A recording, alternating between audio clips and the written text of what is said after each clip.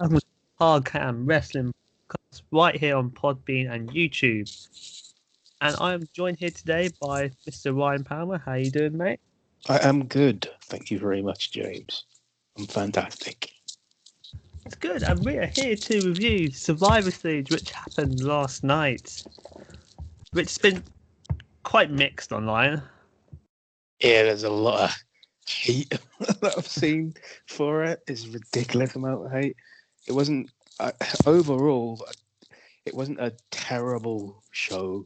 It wasn't fantastic Wrestle Kingdom levels of fantastic either. But I don't think it was terrible.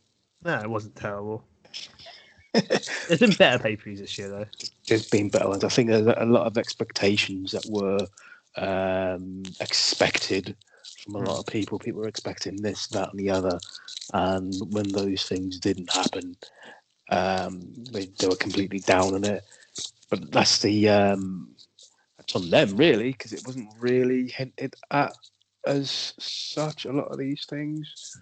It's the Royal Rumble 2015 syndrome, if you know what I'm getting at, where whichever Royal Rumble it was, where they were expecting Daniel Bryan to come out at 30, but it was 2014. I think the hatred is suffering from that kind of syndrome. People have an expectation of something to happen, and when it doesn't, they just turn on it. So I think if there was a live audience for this, there would be a lot of boos at the end. I don't think they would have. Actually, they may have just done this completely differently if there was a live audience. You never know. But the feeling I get from feedback online is that they're a bit down on it because of things that didn't happen. So they're being a bit petulant. I think one of the reasons why people are down for it means nothing at the end of the day. Yeah, because there was no stakes. There's no titles on the line. It's just they treated a big pay-per-view as a small pay-per-view. So apart from the one big incident of or occasion of Taker saying goodbye, if it is his final goodbye. And something else big happened as well. After 30 years in the company, someone won their first title last night. Who? Oh, Gobbledygooker. Yeah. Don't tell me you're the Gobbledygooker. It was friggin' that was Drew Gulak. You could hear him speak. Yeah. What the frig? Oh my god. Gobbledygooker. Don't tell me you're the Gobbledygooker. Flippin' heck.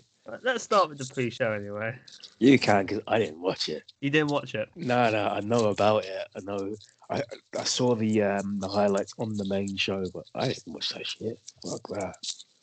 It was an 18-man battle royal, just a typical WWE battle royal. Got the people on it. Had Dominic Mysterio, Chad Gable, Jeff Hardy, Elias, Shinsuke Nakamura, Dolph Ziggler, Robert Roode, Murphy, Apollo Crews, Shelton Benjamin, Ricochet, Cedric Alexander, Angel Garza, Humberto Carrillo, Rey Mysterio, Kalisto, John Morrison, and The Miz. Mid-card melee. Yeah, mid-card melee and Rey Mysterio. And Rey Mysterio. And Joseph Garner. So, literally just a typical WWE Battle Royal. Nothing bad about it. Nothing wrong with it. Well, you might say there's nothing wrong with it by the winner, but... Was there anything spectacular happen? Any Kofi type escapes or anything like that? No, not really. The ending was quite cool. What happened at the end? So, Dominic thought he eliminated Miz. So he had Miz got thrown over the top rope. Dominic drop kicked him, but Miz actually rolled in the ring a little bit, then got drop kicked out, which I thought was quite good actually. I haven't seen it is quite a big trope in WWE Battle Royals that someone does that. Oh, he didn't get eliminated, guys. So he went over the top rope and he just landed on the apron but didn't hit the floor. So he rolled back in. He rolled back in, then got drop kicked out. Right. So Dominic thought he eliminated him, which is fair enough. Last time he knew he was on the apron. So I thought it was quite a good little ending. So it just came down to, and it was also Dominic and Chad Gable got that far as well. And that had a really nice little exchange Dominic and Chad Gable. It just makes you realise how good he actually is.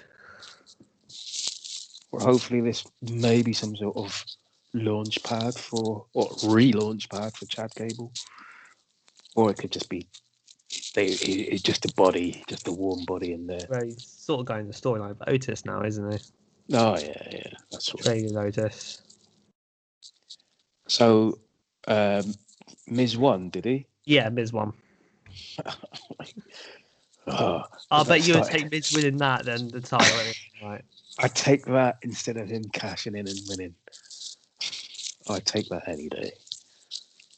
Anyway, the main show, we kick off quite big with the men's 5-on-5 Survivor Series elimination match, with Team Raw having AJ Styles, Braun Strowman, Keith Lee, Matt Riddle, and Sheamus. With Team SmackDown with Jey Uso, Kevin Owens, King Corbin, Otis, and Seth Rollins. Yep. You know what? You had Graves, Joe, and Cole on commentary as well. What weren't bad, Seth? Nah. What were you going to say? You know what? What So, do I know? if this is the payoff for the War storyline, not too bad. Yeah. A team that couldn't get along and was captained by a self-proclaimed captain. He somehow got them all together and got their acts together. And got them to act like a team to an extent. But what does it mean? What does it mean in the long run? That's all. Yeah. But Okay. I liked this. I liked. Yeah, it was good. It was pretty funny. You had Big Jordan or Omos, as they called him. Just standing there. Omos. Where did they come up with that name? A random name, John. You probably think of that most of the names they bring up. Say that again. You could probably say that about most of the names in NXT. Oh yeah, but that's really nonsensical. It's very bizarre. So, I like Matt Riddle interrupting Styles when Styles is cutting a promo, which pissed off Styles. Styles was just like, "Oh, for God's sake," or whatever he was about to say. So that was pretty funny. Another is Keith Lee's got a new theme song. Yes, he has. Which is actually quite good.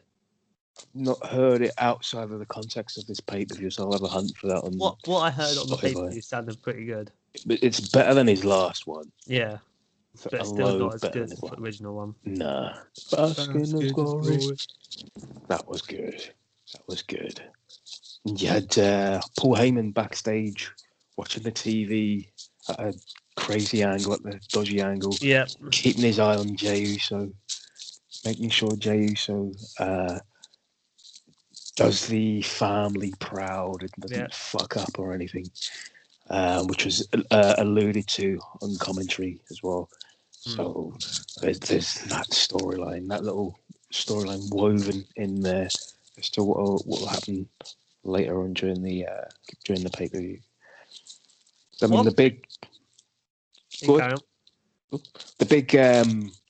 I don't know if I'm jumping ahead or not. I probably am jumping ahead. I'm jumping ahead to the big kind of issue.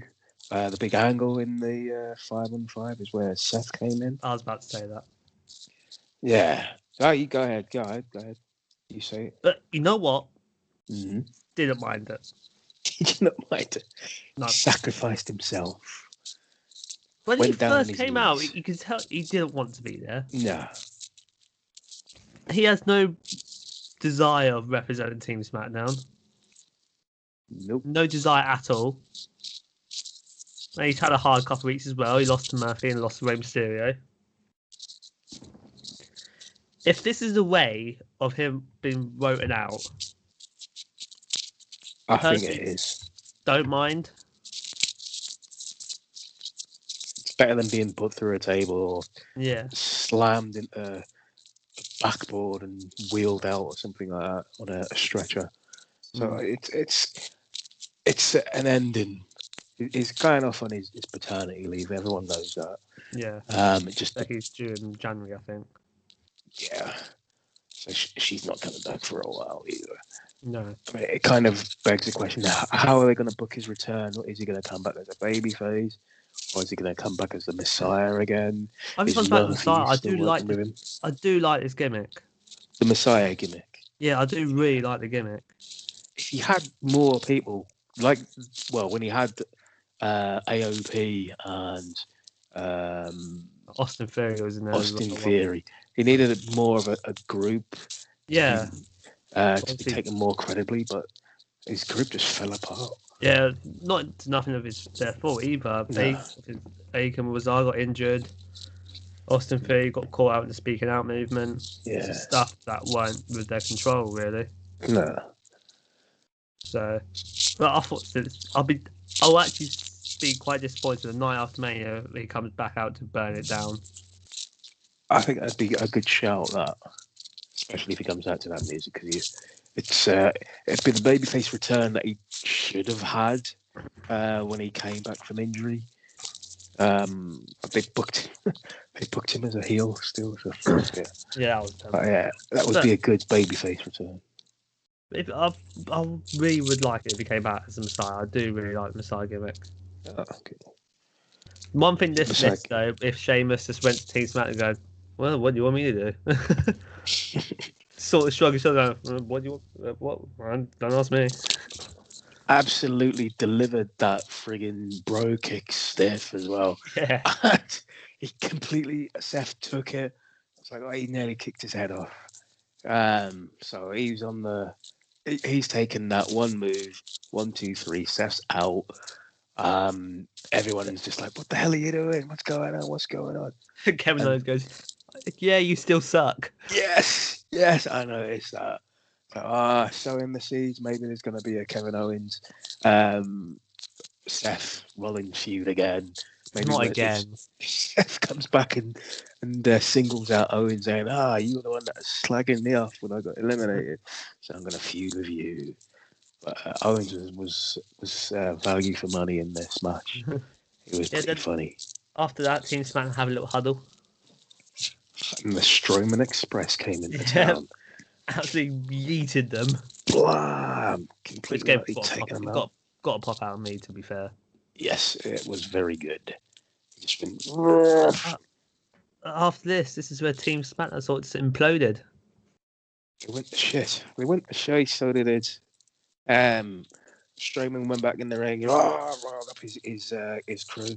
This is what we're supposed to be doing. We're a team, or whatever he said. And then you're not the captain. Shut up, the captain.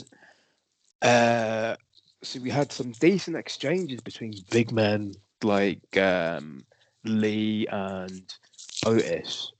One of my favourite type of matches is just two big men just beating the piss out of each other. Big men slapping meat, as Big E would say. So again, that was pretty much value for money. Otis and Riddle as well. Clash of styles, like two different kind of blokes mixing it up. One big, fat, thick, muscular dude in Otis, well, muscular, and the submission expert, the MMA expert in Riddle with his bare feet, getting them flung about and aiming kicks to Otis and them having no effect, which is really good. Otis dancing to his kicks as well. So again, jumping back and forward between the exchanges between two people, they had good chemistry. Otis and Riddle and Otis and Lee, especially. What did you think of the exchanges? I thought it's just I like the sight of two big men beating the piss out of each other. So got a bit of a thumbs up for me. Also, for the Seth Rollins, I forgot to mention when Kevin Owens came against Matt Riddle. So smart from just go after his feet. Yes. Yep. So smart. Stamping on his feet and going for ankle locks and leg locks. Why doesn't any more people do that? Exactly. No one's he's just exposed a fatal flaw and everything, but no one's exposed it. He had him in an ankle lock and he was stamping on his other foot at the same time, so he couldn't move. That was excellent. It's like, oh my god, that is actually so very smart. And the only way he could have got out of that was to get on to grab the ropes. I'm surprised he could walk after that, Riddle. Oh man. After that, Kevin Owens got a bit of a stunner exchange. Yes. He's delivering stunners. Until AJ Styles hits him with number 4, and now Kevin Owens is eliminated. Yep. That was a bit of a shocker. Yeah, I was quite. Um, I didn't expect him to go out like that. Always surprised by the Phenomenal Forum. There was one time Styles won with a Phenomenal Forum. I was like, how the hell did he win with that? He never wins with that. But people like corrected us. Yeah, he wins like that all the time. I was like, oh shit, yeah, so he does. So it's And then a surprising move. Corbin comes in. And he's literally in the ring for about a minute. Hits the end of days onto Edge Styles. They all break it up. Then he goes for it again, but Riddle gets in. I think AJ hit him with a pele kick, and Riddle goes to the top, floating bro. Now Corbin's gone. Yep, floating bro actually fucking was effective for once.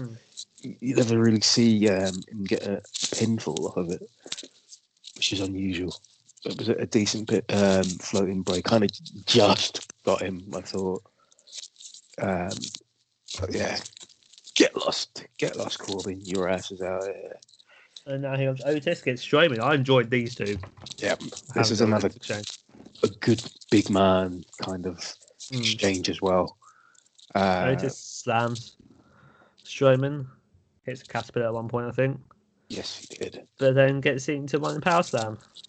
Yes, that was Miz is left with one SmackDown against all 5 Raw, and that's Jey Uso. A 5-1 deficit. So he's running wild, hitting super kicks everywhere. Diving everywhere. He diving everywhere. Team Raw on the outside. He hits a fucking dive on all of them. They all go down like Skittles, and then he's serving up super kicks again. So it's a super kick party. Super kick party. He's hitting super kicks all over Team Raw. He's standing. He's making a good last stand. He's holding his own. And you don't get that believability factor that he can do it though. No, the numbers are just too great. The only way he can get a pinfall is if he lays out everyone else on the floor and drags somebody in and gets a pinfall on them, and that just doesn't happen. You get the feeling he's doing it because he's got to.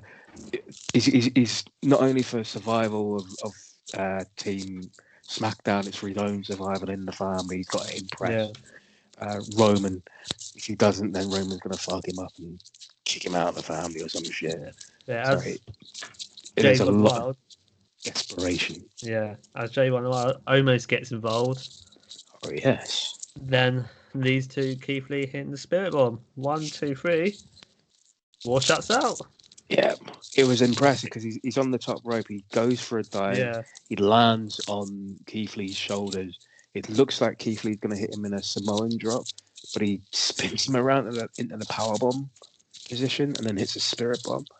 We don't deserve Keith Lee. We don't deserve him. We don't, but we have to bask in his glory, though. Which is his theme tune. We bask in his glory every day, every time we see him. And that is, as you say, 5-0 clean sweep. Team Raw. Don't get that often. Apart from that time when it was like DX and Cena and burying loads of guys. It was DX, the Hardys, and CM Punk. First it was like Mike Knox, Gregory Helms, Rated RKO, and someone else. Shawn Michaels Sweet Chin Music. Mike Knox goes, "Who's this guy?" That's burial beyond belief. That. What did you think of that match overall? I thought it was alright. I thought too bad. This match could have got given half an hour, I think.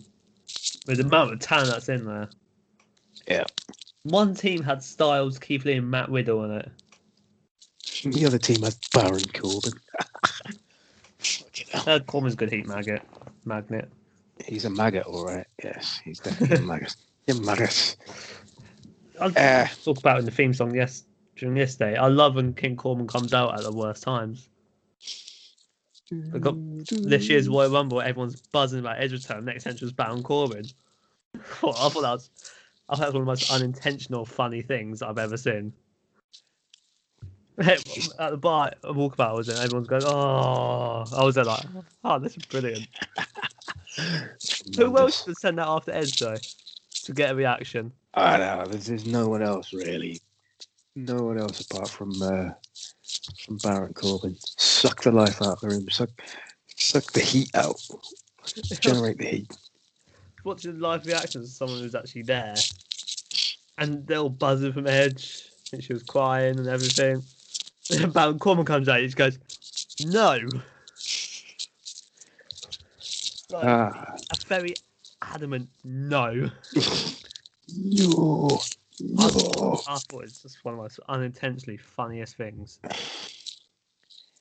So next up, we have the tag team of the New Day and the Street Profits. New Day come out in their Gears of War outfits with Big E as well, carrying the tag strap. I think it was just advertised the DLC. Yes, it was, because of the fact that they showed the trailer for it afterwards as well. They didn't even. Yeah. Big E didn't even stay out there for the match anyway. No, so he didn't stay out there. It was just the advertised Gears of War thing, which I think is fine. His push must be over. People haven't win the Rumble next in a couple months. Fair enough. You know, I think he may do. Who knows? But he was probably he was better than just a belt carrier here. He shouldn't have been doing that. Yeah. Then backstage, the Street Profits are doing the beatbox to take his theme. I thought it was a really good promo. It was a fire promo. This it was very. I thought it was really good. Really, really, really upbeat and very focused, and even though they were dancing and shucking and jiving through it, they were focused. They were like, "Yeah, we're in it to win this. We're in it to win it. We're not out there just to piss about and do stuff with red or blue cups." So they're out there. Commentary mentioned that Woods and Dawkins were in NXT for a while. It's like Dawkins must be pretty friggin' glad that Woods graduated from NXT and got like loads more tag team titles in the fucking hell. I thought it was a fantastic match. Yeah, a lot of decent double team tag team moves. It even got praise from FTR on Twitter as well. I saw it was a New Day and Street Profits. Thank you. Yes. I had to rewatch it again, thinking, did they do some FTR moves in there or something? But they didn't. It was just like a load of double team moves. It was tag team wrestling. Yes, it was. I'd like to see. Yeah. Tandem offense, as they say on commentary. Slight bugbear for me in this match, and it didn't have anything to do with the four blokes in the match. It was one specific douchebag. Oh, here we go. You mentioned this to us this morning. Fucking Brock Lesnar guy. God's sake. Why did they put him there? I think he got moved. They must have switched him later on during the show to the top corner or something, because he wasn't where he was where I saw him during this match. The what? I don't mind moving around the crowd during the whole night. That's what they do. Otherwise, or they saw him and they thought, "Oh fuck, who let him in?" Yeah, for all that. So they switched him off and switched him back over higher up or something like that. So yeah, he was there. At this point, I was just like, well, why don't the other guys that are always there sign up for this as well? The long hair guy, the guy in the green shirt, the guy with the long hair's mum or whoever she is. But yeah, Brock Lesnar guy was there, and as usual, he was tweeting about it. So I digress. That rants. That's my rant for that part done. He was behaving himself, so he wasn't overacting too much. But he was there nonetheless. So New Day actually quite ground Montez Ford quite a lot this match as well. They cut the ring in half to make sure he doesn't get to Dawkins, but eventually does get to Dawkins. Hot tag. Then they tag back in. Montez Ford has the best frog splash of all time. Splash is Don't at me on that. absolutely insane. Yeah, Better than okay. Eddie, better than RVD. I He's got the wouldn't go that best frog far. splash of all time.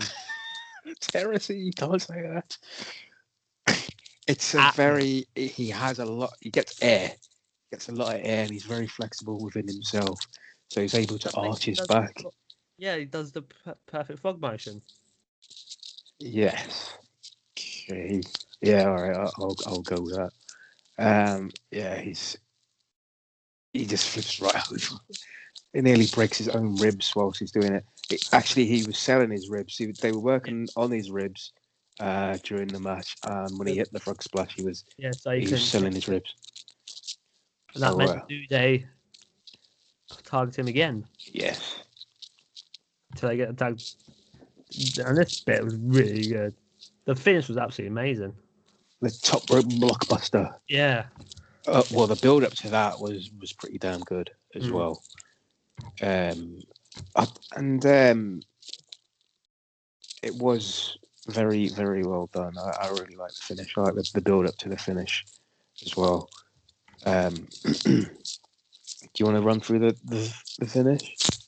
Yeah, so I can't remember exactly what happened. I haven't got any notes because it's 3 o'clock in the morning. I'll watch this. Terrible.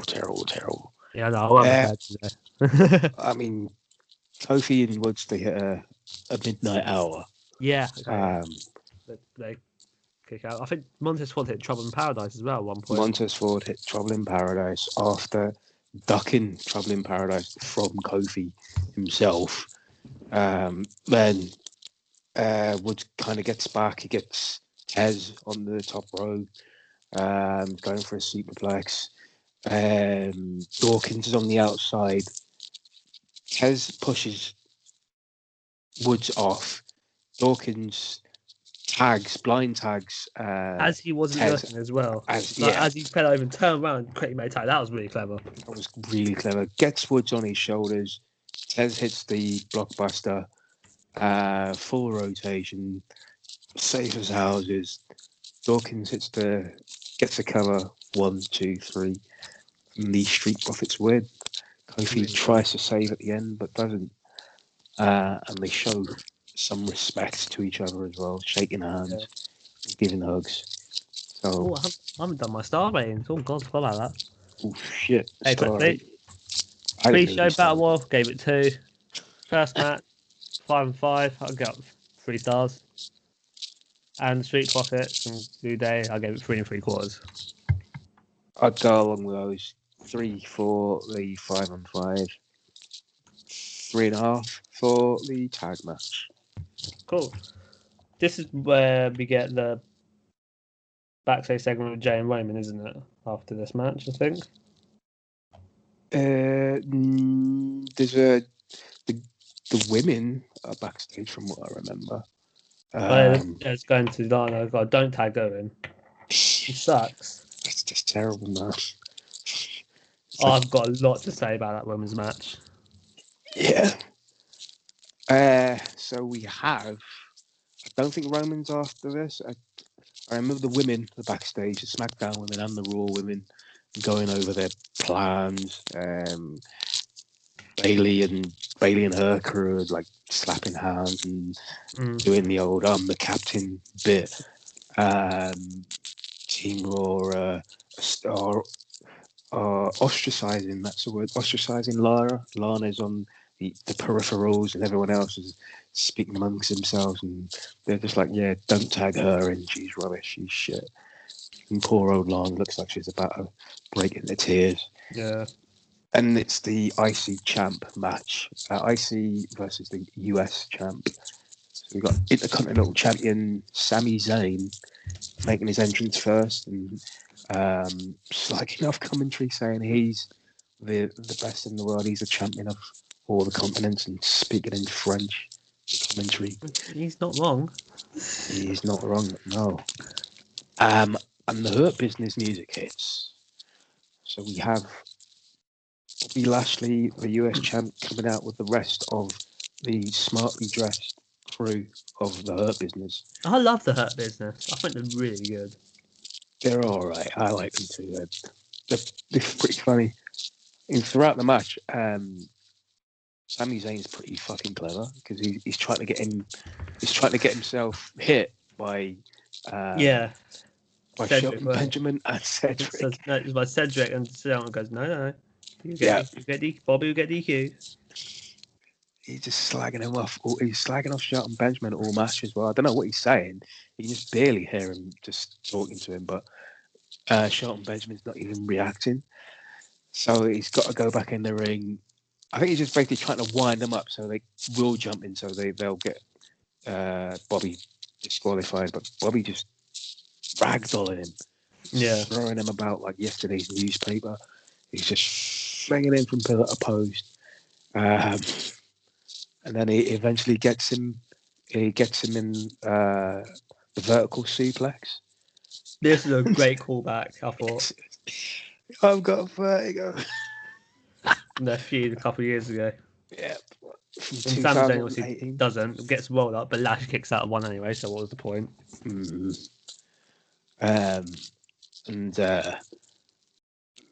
The match continues. Obviously, it continues. Sami Zayn tries to get fucking disqualified again, but Hurt Business. Hurt Business is like, no, you carry on. Ashley again, just one bit made me laugh. I don't know if I haven't got to this yet. Sami Zayn walk up the ramp and he tends to trips over MVP to get him thrown out. Yeah, that's funny. I like that. What are you doing, mate? Yep, that was funny. He's just like, no, I've had enough. I'm just gonna take the powder. Just walking up the ring. MVP's there, trips over MVP, and he's tripped me up. It's like, no. Where we gone now, mate? You're good. MVP just throws him back in the ring. Yeah, then the Hurt Lock. Sami Zayn taps. Yep, and that's the end of that. You got a star rating for that one?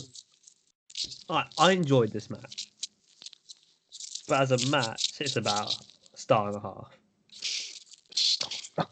Fucking hell, that's harsh. Well, mine's not that much better. I'd say it was 2 stars. Let's be honest, though, there wasn't actually much as a wrestling point in this match.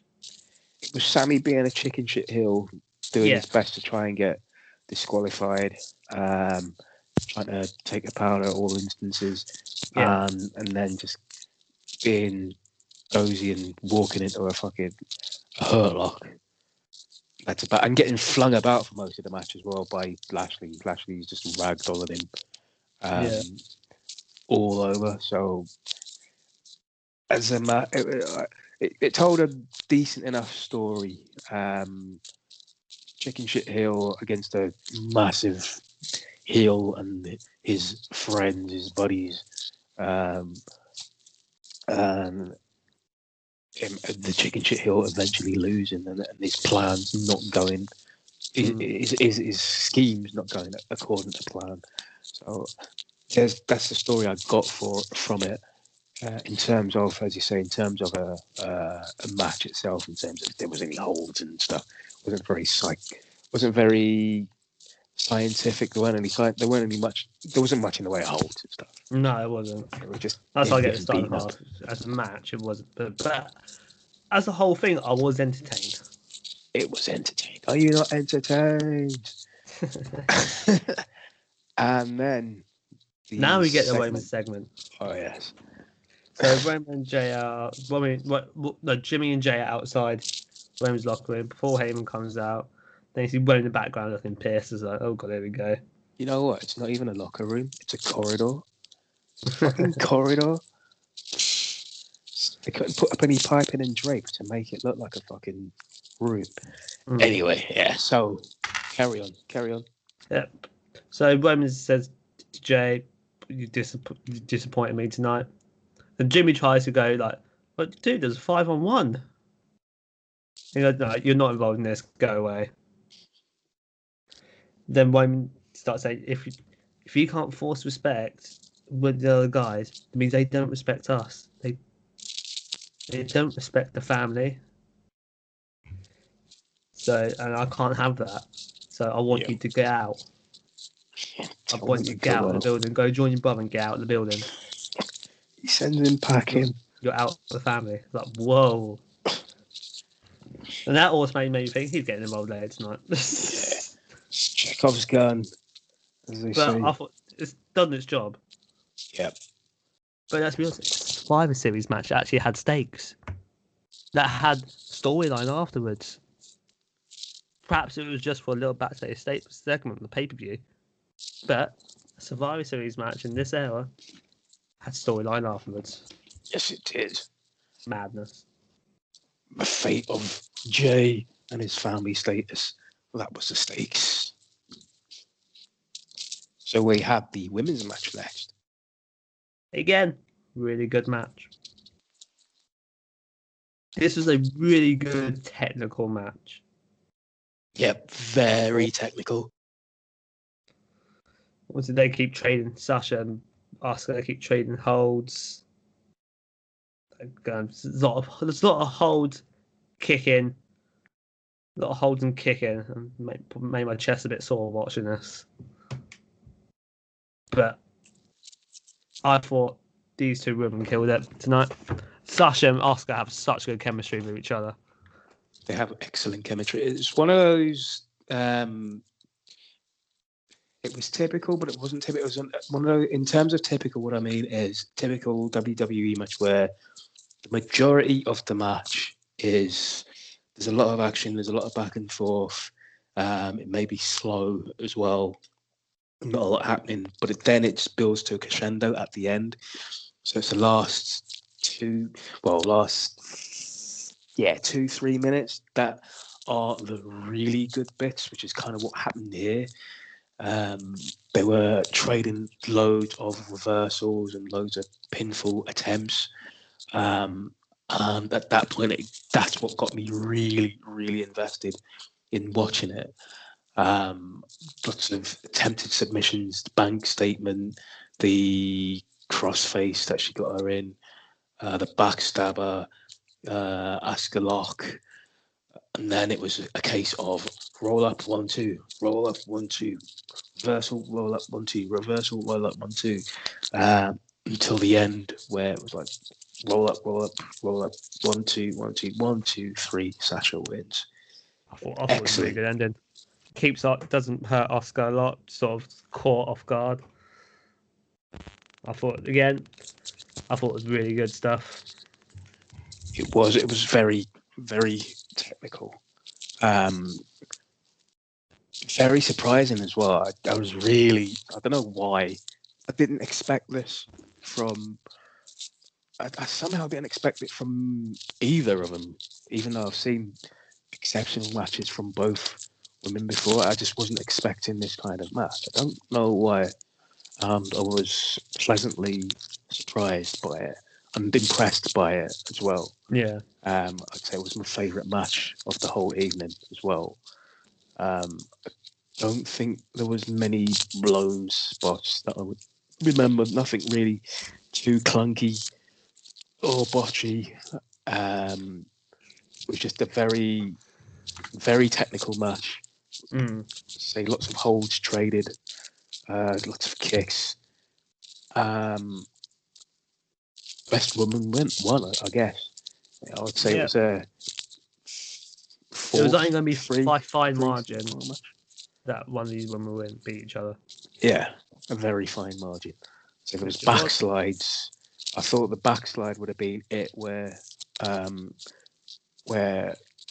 Asuka would have won, and then she come back with a kick to the head, come off the ropes. Sasha gets the 3 count with the roll up because Asuka was going for the sunset flip, and she got caught. So good match, good fucking match, good end sequence. Yeah, I'll give this match 3.5 stars. It was a good match. 3.75 for me. Cool. After that, we go backstage to the Gobbledygooker, the new 24/7 champion. Fucking Drew Gulak. Then he comes He comes, sees a load of birdies on the floor. He starts following the trail. And then out of the box, Kira Tozawa and the ninja referee pop out. Tozawa rolls up with Gobbledygooker. Tozawa's 24/7 champion. 2 Not points. The Not referee. Sorry. Carry on. The referee counts in Japanese. Yep. Each knee, whatever it is, and the birdseed bit was pretty funny with the like Roadrunner cartoon. Yeah. He's expecting a piano to fall from the sky or an anvil or a Wile E. Coyote to run by. It was a funny seg. Funny enough seg. Once after Kira Tozawa on it, R2 comes up, hits Tozawa with a bag of birdseeds. R2 is once again 24/7 champion. 50th time or something like that. Give me a sec. I'll give you the exact number. He's got to be somewhere up there. He's got to be like in the high 40s at least. 45. Oh my gosh. They probably said it on the commentary actually. Yeah, probably. So 45 sounds about right. Next we have the women's 5-on-5 Team SmackDown versus Team Raw. Not your favourite match, then, I take it. No. There's good bits in this match, don't get me wrong. Why didn't you like this one? The whole Lana thing. All right, so she just stood outside for like 90% of the match and comes in at the end. But then bloody Shayna and Nia look absolutely stupid because Lana tags herself in and out wrestles Natty. Yeah. Yeah. And they won't tag her back out. She just out wrestled one of the longest longevity women in the whole company. Why? She could work her ass off. You could go, oh, she can't do it. She can't do it. She can't wrestle. Then she has wrestle a heart. Why? This is so stupid. Yeah. They go, oh, you go stand over there, do nothing for the whole match. Why? She just out wrestled someone. Oh, I mean, infuriated me a bit. Her and Bianca Belair Bianca Belair looked a bit of a fucking dumbass as well, getting counted out. It's just like, what? I didn't think that made her look bad. But we'll get there. Yeah. So go on, sorry. Once after all that, Lana's outside of most of that, so they all fight outside, all the women. Peyton Royce superplex Bailey out to the outside onto everyone. And everyone just misses Bailey. Yes, I noticed that. Okay, no, that was really rough. Bailey's wearing boots as well. Bailey's not even wearing wrestling boots. She's wearing boots. What the fuck? You must get to a certain level in the company where you can just wear what you want.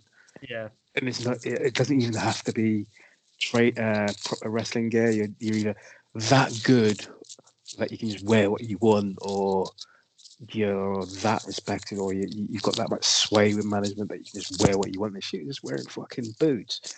Like, what? I don't know why that irks me so much.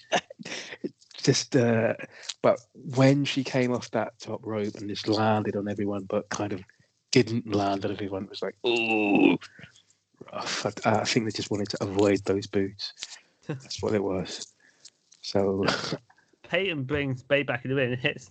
I can't remember what that move's called, but the eliminates her. Yes, it's a fucking excellent move. That. Yeah. I was shocked. Happy shocked. Dawkins has kind of got a similar sort of move as well. But hers is very surprising that she used that move. Well, I mean, that she can use that move. She's getting more competent in the ring. She was always the better one out of the Iconics. Yeah. But her partner in the Iconics was absolutely gash anyway. So, but that finish move, excellent. I think at one point Corey Graves did do a Sean Spears with Ty Dillinger reference on commentary. Did he? Said something about 10, I can't remember, when Peyton Royce was in the ring. Jeez, I did not know that. I didn't hear that. No, I can't remember what it says. I saw it online. So, Bailey with her shoes gets a drops the elbow onto Peyton.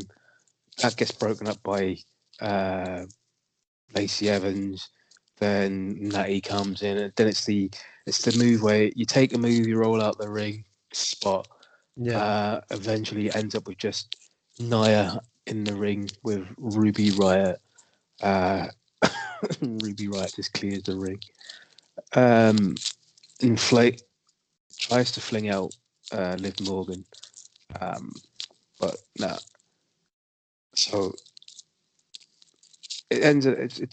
This is. I think this is where you're talking the big melee where Bailey's trying to get everyone with the elbow from the top rope, Yeah.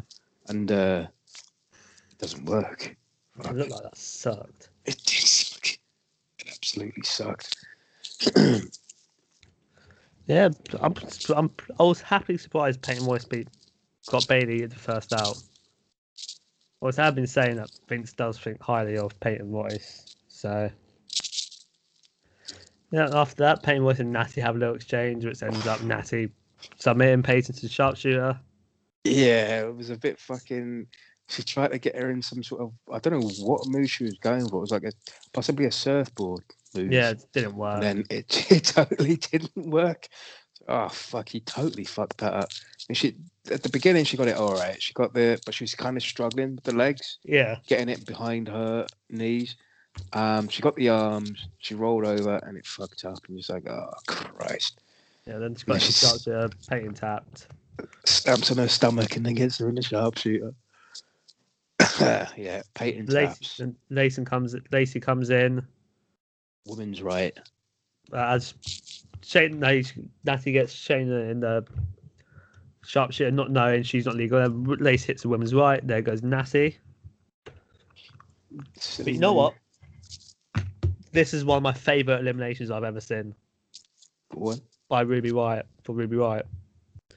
So Shayna gets Ruby Riott in the curve through the clutch. Yeah. Ruby Riott rolls through, couldn't get the pin. It was a 3 count, but Nia had a referee distracted. Ref finds out, counts, got to 2, then Ruby passes out from it because the clutch is still locked in. Yeah. Then Shayna pins Ruby Riott. I thought that was absolutely brilliant. That was a damn So good creative. finish. Yeah. Best elimination for the whole night, I think. That was absolutely really good. You just don't see it. I've never seen that before. You've seen people getting pinned in that combination before trying to reverse it. But you don't think what happens if he stays on? Yeah. And she literally just goes limb.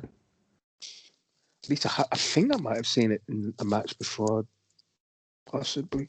But this, actually, I don't think I have. I think this is the first time I've legitimately seen that finish. So leaves Liv Morgan mixing it up with Lacey Evans. Yeah, the crucifix bond. Now Lacey's gone. From Peyton Royce to Lacey Evans, that's from Bailey to Lacey Evans. I will go to Liv Morgan first elimination. Then Liv Morgan gets eliminated by Nia Jax. Can't remember how. It was a rough fucking Samoan drop. Liv Morgan tried to get the double knees onto Nia. Nia caught her, put her in a Samoan drop. And then instead of she took it well enough, but she landed high on her shoulders instead of on her back. Yeah. It's fucking rough. That's the type of move that would have caused the stinger, but no. So it must have been safe enough, or it must just have been the angle from what I remember. But yeah, she gets eliminated. Bianca Belair can't save her. That leaves Bianca Belair, Nia Jax, and Shayna. And technically Lana. We all thought at this point that Lana would have been put through a table. I thought that would have been lying around in a table. But nah, she's just stood there like a banished person, a naughty schoolgirl on the ring steps, just watching the action. Bianca's just escaping, using her speed. Basically, she's running around. I really like the exchange between Bella and Nia. Yes, she's just running all over the place, avoiding everything. from Nia, fucking backflipping from the middle rope right over Nia. That was impressive. She's doing kip ups, all sorts. She gets Nia onto one knee, and she tries to get the splash, like split-legged splash onto Nia. Nia gets her knees up, and Nia then goes for the splash and sort of powerbomb kind of move. And then Nia goes for the leg drop. She only gets a 2 count off that. I would have thought that would have been the finish. Yeah, then Shayna comes in. Nia's dragging Bianca Belair by a ponytail, or whatever it is. She gets. Does she get tagged in at this point, or does Shayna Baszler tags in off Nia Jax falling off the ropes, and she gets she's trying the KOD, but that gets reversed. She rolls through. Karafuda clutch gets put on. Let's talk about how she got that Karafuda clutch on though. Because Bella does a springboard, jumps up, Shane catches her. Yes. Literally, she jumps up and legs just wraps around and got proper back on her. I thought it was brilliant. Yeah. Underrated is Shayna Baszler. Yeah. I think very underrated. So she's in the Karafuda clutch for a very long time, flailing about. She's not tapping. She's still in the Karafuda clutch. It's very surprising that Bianca is so strong in this move. Yeah, she stands up. She's actually standing up on her feet, and then collapses on the ropes. Yeah, nice. And this bit is annoying because it's like, why would you get yourself disqualified in this way? So I didn't mind it. I found it annoying. So Bianca's in the ropes. Shayna's supposed to release the hold. Referee's counting 1, 2, 3. Break on 5. Doesn't break on 5. Disqualification. Fuck. I've got a 5 count, ref. Oh no, you don't. And that is Shayna done. Nia, let's put Bianca to the table. They start brawling outside. Actually, really fun little exchange on the outside from Bianca and Nia. Nia goes into the steps. Then Nia and Bianca Belair yeets Nia over the barricade, which I thought was pretty cool, but not too quick. Then the referee gives out to count out. And Lana is a sole survivor. Sole survivor. I thought it was absolutely dumb. I thought this was so dumb. Everyone else is stupid because they lost to someone who weren't even in the match for 90% of it. It would have looked better if they all got counted out when they did the superplex spot. At least then everyone else would be protected enough to go through it just for that ending. Yeah. That would have made more sense. Like this whole Lana thing is absolutely ridiculous. Like fair play to what they're trying to do though. But obviously, Lana's been subject to abuse of line lately, but it's not her fault. It's the company's fault for putting in stupid storylines. Yeah. They made her the bad guy full time, and now it's better to be sympathetic because you get split through the table. We don't forget what happened at the beginning of this year with that whole Rusev Bobby Lashley storyline. That was just horrific. You can't just expect us to forget that. And now he has to be sympathetic to Lana because she's got to keep getting put through the table. Yeah. Fair play, she is working hard. I don't condone abuse online. But it's just WWE trying to do a face turn for real life stuff. And most of the time it doesn't work. So I thought this booking was absolutely baffling. This got star and a half as well for me.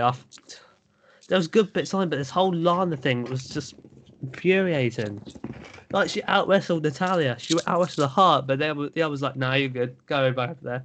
Why? She obviously has a value on the team. I don't think they have much respect for Natalia anymore. They see her as a good hand, and that's about it. And she Yeah. is very, very good. She if she's in a match with someone who's like inexperienced, she will carry that match. She will carry that opponent through that match, and make sure that the match is pretty decent. So she's she's underrated, in my view. She's very. They don't give enough credit to Natalia. I don't think they do. Not as much as she warrants, anyway. But even in kayfabe, the Team Water's gone, oh, she's out wrestled a Neidhart. That means she's probably all right. Why are we making her not wrestle? Yeah. It doesn't make sense. After I gave Star and half, I didn't like it. There's some good bits like the Ruby White elimination. I thought everything to do with Bianca and Nia seemed quite good. I'd like to see a match between the two. Just maybe want to see that, I guess. Yeah. But it's quite infuriating, this match. So then we come to the main event, I guess. Yeah, it's quite the main event. Roman Reigns versus Drew McIntyre. Drew McIntyre comes up with his Claymore entrance again. I'm pretty sure he fucks up that sword planting bit. Yeah, it goes in wonky. Yeah. It doesn't go in straight the way he did it before on Raw. So I think he kind of fucked it up, but it's a minor issue. This match, story of two halves. The first half is a bit quite slow. A lot of trash talking and Roman beating up Drew. If you go by the first half, this match isn't really nothing special. No. It's a very feeling out affair. Yeah. It's very plodding at the start. There's a lot of say like rest holds. There's a lot of chin locks and all sort of wear down moves. So Roman's wearing Drew down a lot. I think he's basically doing nothing. He's doing the opposite to what Drew said on SmackDown. Drew just basically said to him on SmackDown, "Please underestimate me." And Roman is doing his best to not underestimate him during the first part of this match, with the amount of irksome wear down moves and submission moves that he's attempting on him. And he's kind of doing the same sort of thing he did with Jay as well, with the talking, trying to get into Drew's head. So he's like, whatever he's saying, you can see it, you can hear him talking. You can't hear exactly what it is, but he's saying, oh, I'm the head of the table. You'll never beat me, etc., etc., etc. Then he gets it with the Glasgow kiss. Give us a kiss, as Joe says. Yeah. Fucking hate it when he says that. But he does get all that headbutt though, doesn't he? He completely he nuts him. This is where the match picks up for me. Yeah. Drew hits an absolutely brilliant spine buster as well. And that overhead throw as well, belly kind of throw. Fucking launches. Reigns goes flying. Yeah. So this is Drew's comeback, his shine spot, his moment. He's, as I say, he's hitting all sorts of comeback moves on Roman.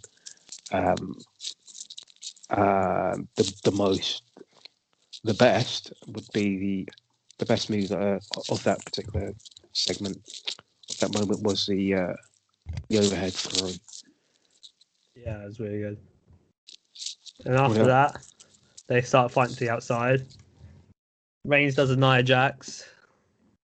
Tries one attempt to drop through the table, doesn't break. Then does it again, tail breaks, but with the most shittest camera work I've ever seen. So I mean, oh, look at this carnage! It's like, oh, Kevin Dunn needs to get fired. Camera work was awful there. Absolutely awful. But after that, they go in the ring. Well, Reigns breaks up the count. Then Reigns goes back out and just absolutely Spears went through the barricade. No, Spears Drew, sorry, through the barricade. Goes back in. 1, 2, kick out. Then Reigns hits another spear and another kick out. So it's obvious they're trying to make Drew look as strong as possible. Yeah, absolutely super strong. And at one point, Drew gets a Kimura on Yes, he does Roman. that at one point. What the fuck? When did he fucking start doing that? Impressive nonetheless, but it's just like, shit. You're starting to introduce this now. So yeah, he slaps on the Kimura. Roman doesn't tap from the Kimura. Then that's close to the end of the match as well. That one. Yeah. So obviously, Drew kicks out the second spear. Drew hits the Claymore, but Reigns hits the referee. The referee comes out and wins. And then Jey Uso comes back out. Like, oh God! Thought he didn't he get kicked out of the building? Security these days. Security. So yeah, he gets involved. Super kicks Drew. No, I think Drew hits him off the apron, and Reigns turns around to a low blow. Right, that was it. Yeah. Jey super kicks, rolls out the ring. Reigns hits super, a couple of Superman punches, and gets into the guillotine. Oh yeah. He puts him in the fucking guillotine lock. And Drew passes out. He's unresponsive. Which I thought was a really good ending. Keeps him strong. Keeps Roman looking at super strong as well. Decent enough match. I thought it was a really good match. Match of the night for me. For me, I think it was the women's match. The Asuka and Sasha match was the best one for me. I'll give this match 4.25 stars. What did I give Asuka? 3.7 for that. Yeah, 3.5 for me on this one. But I bet you were so worried after this match. Because Drew just passed out. No, please. I bet you was expecting to hear awesome. I bet loads of people were. I was. I was sort of expecting it, but no. Reigns goes, and we move on. At this point, I'm just going, yes! Fuck you all. It didn't happen. Fuck you. I'm thinking, yeah, what pay-per-view should I make him watch? And then I remember, that's only part of the fucking band. Well. Still time. There's still time. Yeah, I'm glad it didn't happen here. I don't think I'd be too bothered if it happens at any other time. Did you see what I put about Miz winning the title and having Daniel Bryan win the Rumble facing him at Mania for the WWE Championship? That's going to be the worst match ever. I don't care what anyone says.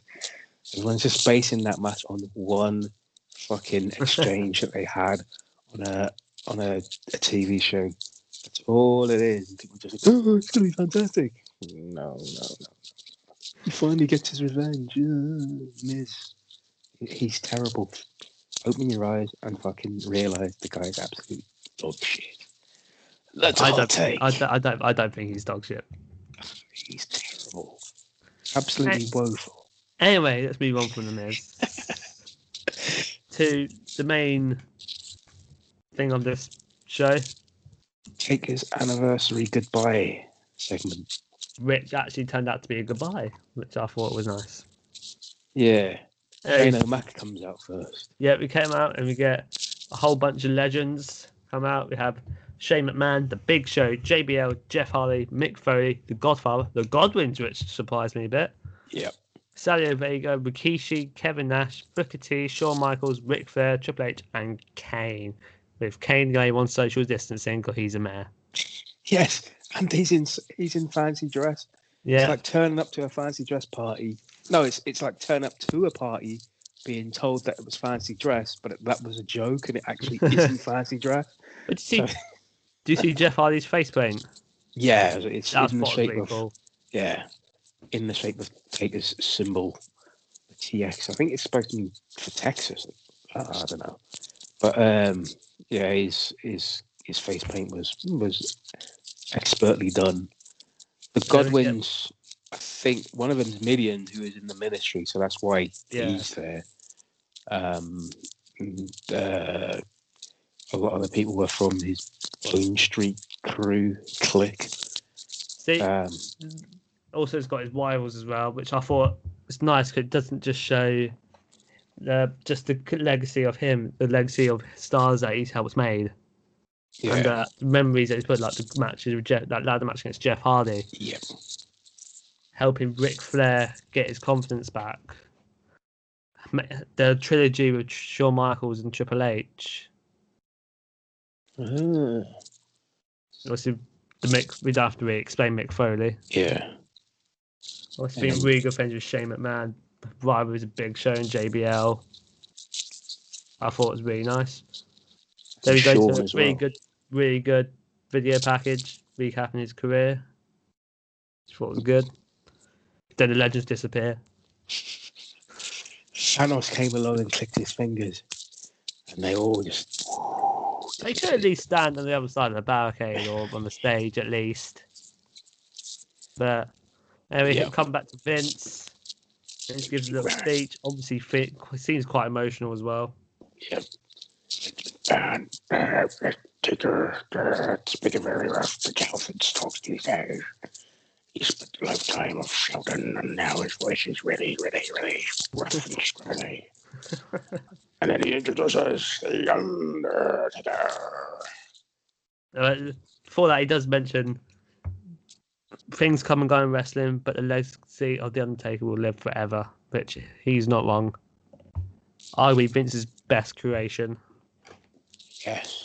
He's remained the one gimmick throughout his career, although he's tweaked it 3 or 4 times. He's only ever wrestled as the Undertaker in that company. Yep, really loyal. 30 years. Could have probably went back to WCW, but he could have. He stayed. He was going. If WWE was going to go out of business, he'll be in that sinking ship. Yeah. And then Taker's entrance is music's done by Tesla. Tesla coils. I thought it was quite cool. Fucking impressive that was. Shit. Yeah, I like that. And you get the proper music and the entrance, the fire, the smoke, the hat, the coat, the raising of the lights. Taker then's in the ring, he's cutting a promo. I can't for the life of me remember or find the notes as to what he says. Remember his last line. It is time for the Undertaker to rest in peace. The one bit I was getting a bit wound up, like emotional during this. But what got me a little bit, brought tears to my eyes, was when he did the knee. Yep. Then he goes, oh yes! And the thing of hologram Paul Bear comes up. I thought, that's cool. That was decent. That was a good touch. Rest in peace, Billy Moody. I bet he would wish to be there tonight. Yeah, he would have been there, definitely. Oh yeah! Oh yeah! Oh yeah! Undertaker! Oh, Undertaker! And that was it. And then the Fiend came out and challenged him. Oh no! Oh, actually, it was Sting. Sting came along and we're really glad that you're our friend. No, nothing. Oh, it didn't happen. Which I'm glad about. I'm glad it wasn't an angle. Yeah. He can now retire. That was, or will he? Hopefully he does. I think he will. Everyone did that one last good match. He got that of AJ Styles. Yeah. So AJ can have a good match with a broom, so. He certainly can.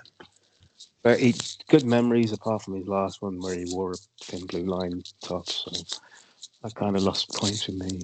But I'm not going to politics or civil rights on this podcast. But even if we didn't want him to retire, every time we hear the gong, we all popped. We did. We all popped. Yes. And that was Survivor Series. So overall, what would you rate it? I'll give it 3.5 out of 5. I'd go along with that. I'd go 3.5. 3.5 stars. A lot of the matches were really good, but the whole Lana thing does grind my gears a bit. Grinds your gears. I mean, for me, it wasn't a terrible pay-per-view, as I said at the beginning. It wasn't absolutely fantastic. It was just good. There wasn't anything to be really incredibly mad at. If you told me to go back to watch one show, either Hell in a Cell last month or this show, I'll pick Hell in a Cell. Yeah. At least there was a title change in that. And stuff meant something in that. And it was 2 hours. Or 2.5 hours. Title check. There was more than one title change, actually. Yeah. Yeah. It was a 2.5 hour pay-per-view. And 2 match of the year candidates with the Universal title and the SmackDown Women's title match. Absolutely. So, what do we have next, podcast-wise? Tomorrow, my new series comes out. Hey, what's your new series about? We're doing classic pay-per-view reviews, and me and Nick are going to review Survivor Series 1990 with the debut of The Undertaker. Excellent time in there. I know. Hey. And on Thursday, it's the NXT and AEW review, which will be with me and Joseph Parr. Who doesn't watch NXT? He doesn't watch NXT, doesn't watch anything to do with WWE. He hates WWE. Have we got anything I don't else? blame him. No, I don't blame him either. Sunday, it is NXT TakeOver War Games. War Games. It's be fun. We're going to do predictions and review for that. Yes, we shall. On the 1st December, my first poll will come out for. Well, I've tried to do a Christmas special of the classic pay-per-view reviews. And I can give you a hint what's on it. It rhymes with Mismember to December. Shit. So See, if you would like to pick that, please don't. For my sanity. And whoever's watching it with me. I haven't figured it out yet. But the poll come out on 1st December. Well, a special probably come out. Aim to go out Christmas Day. Record it probably 15th or something. Let's get it edited. Because I'm going to do some editing for it. Yeah, it should be all good. That poll should come out next week. This time next week, probably. Yeah. Marvellous. Plug your socials, James. Also, we got a chat shit Sunday, as I like to call it. Ah, yes. For the top 5. That's pretty much it this week. It's been a nice, quiet week of wrestling. Pay-per-views are busy, as I sort of realised. Yep. You can find me on Twitter at HardCamJames. And don't forget to follow the podcast on Twitter at HardCamPodcast on Twitter. And subscribe on YouTube at HardCam Podcast. And follow us on Facebook as well. They all have lots of nice discussions there about the good old wrestling. I'll just put out who do you think is going to win the Rumble in a couple of months, because that's in a couple of months' time now. Yeah, it is. I don't know how that's going to work in the Thunderdome, though. If it is going to be in there anyway. Look, they've seen they can do shocking moments without a crowd there, so yeah, see what happens. Oh well. You can find me on Twitter at Yardy316 and find me on Facebook as well. Don't forget to follow the podcast on Podbean as well as listening on Podbean. Yeah, listen, follow, subscribe, watch, like, turn on the notification bells on YouTube. Share, tell people. Yeah, tell people. Word tell of your mouth. friends. Tell your friends' friends. Tell your mum's friend. Tell your mum's cat's friends. That's a Tell lot everyone. of friends. Yes. Indeed. If you know a wrestling fan, tell them about us. You're much appreciated, and we get to build this empire up. Leave comments and feedback. Yeah, any feedback is Greatly appreciate it. It's very appreciated. We'd like to improve. But yeah, I think that will do it for today. Certainly will. Keep a lookout tomorrow for the Survivor Series 1990. This is actually quite not a bad show, to be honest. Survivor Series 1990. Yep, that's my little teaser for what I think about the show. But you hear us. Got it. But one thing I have to say, in memory of The Undertaker, look at the size of that ham hock. You want some night, pal? Would he steal the gold from your tooth? Good old Roddy Piper. Hey, what do you and Joe do at the end of the W podcast? We're out of time. We're out of time. Folks. We're out of time, folks. Thank you for everything in your homes. We'll see you next time. See you next time. See you later, guys. Take care. Bye. Bye.